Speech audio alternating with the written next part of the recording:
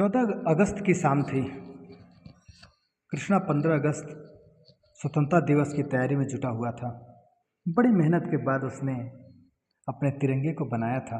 एक chart paper पर खुद से कलाकारी करके भारत का तिरंगा बनाकर एक 10 फीट पतले लंबे बांस के डंडे को साफ सुथरा करके उसमें झंडा लगाया था और बहुत ही खूबसूरत तरीके से रंग भरे थे उसने। उसकी रंग भरने की तल्लीनता देखकर घर वाले बहुत खुश थे। खुद से तिरंगा बनाने में जो मज़ा था वो खुशी अन्य कहीं नहीं मिलती। एक समय था जब तिरंगा बाजार में बहुत कम मिलता था और तब बच्चे अपना झंडा घर पर स्वयं बनाते थे। फिर उसको बड़े ही चाव से बड़े डंडे में लगाकर फहराते हुए पाठशाला जाते थे। अलग अलग लंबाई में छोटे बड़े झंडे होते थे, देखकर बहुत अच्छा लगता था। कृष्णा बेटा खाना खा लो, माँ ने आवाज़ लगाई। बस माँ 5 मिनट और। कृष्णा करीब 2 घंटे से 5 मिनट कर रहा था। झंडा बनकर तैयार हो चुका था, लेकिन कृष्णा झंडे के पास से हिलना ही नहीं चाहता था। वो झंडे को बार बार देखता और देखता रह जाता, देख देख कर मुस्कुराता रहता और माँ बार बार उसे बुलाती, इधर आ इधर आ, पर बेटा वहीं पर झंडे के पास खड़ा रहता और उसे निहारता रहता। फिर कृष्णा माँ से बोला, माँ मेरा झंडा कैसा है? माँ बोली, बिल्कुल मेरे सुंदर बेटे जैसा, शक्तिशाली और निडर। अब तो खाना खा ले। माँ यही खाना लाओ ना। ठीक है मेरे लाल, मैं यहीं ला कर देती हूँ, पर खाना खा लेना। तुम्हारे झंडे को कुछ नहीं होगा, घबराओ मत। कृष्णा झंडे के पास बैठकर ही खाना खाता है और रात को दादाजी के साथ वहीं बरामदे में सोने की तैयारी करता है, उसी झंडे के सामने। दादाजी मैं आपके साथ सोऊंगा, कोई मेरे बड़े तिरंगे को नुकसान न पहुंचा दे। कोई तुम्हारे तिरंगे को नुकसान नहीं पहुंचा सकता मेरे शेर बच्चे, जब तक तुम हो। दादाजी बोले, ठीक है फिर भी मैं यहीं सोऊंगा। और दादाजी बोले, कोई बात नहीं, मेरे पास ही सो जा। रात भर कृष्णा को अच्छे से नींद नहीं आई। दादाजी को भी परेशान किया। वो दादाजी से भारत की आज़ादी और तिरंगे की शान के बारे में कहानियां सुनता रहा।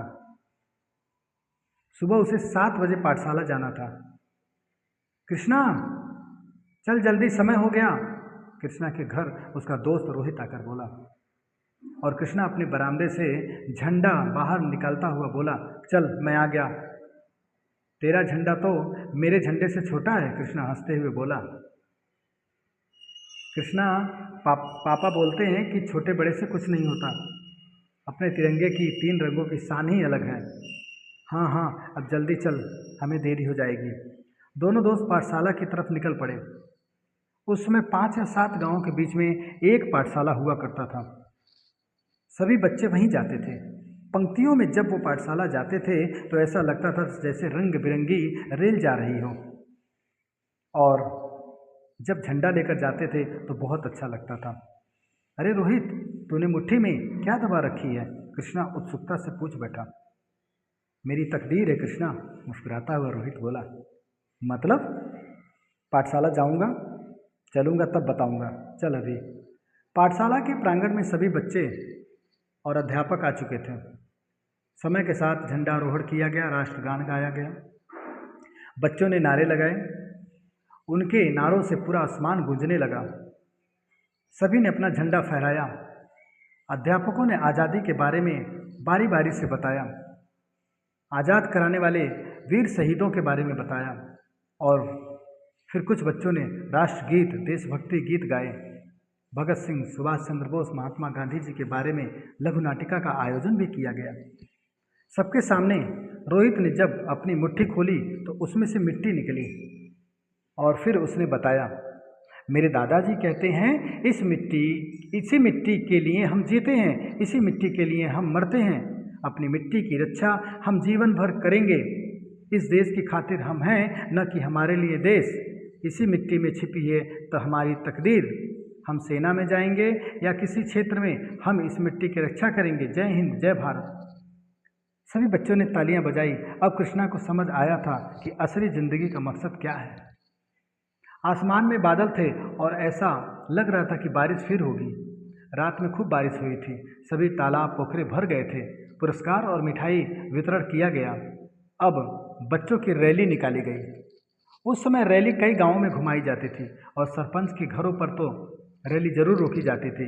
वहाँ गीत भी गाए जाते थे और पुरस्कार भी मिलता था।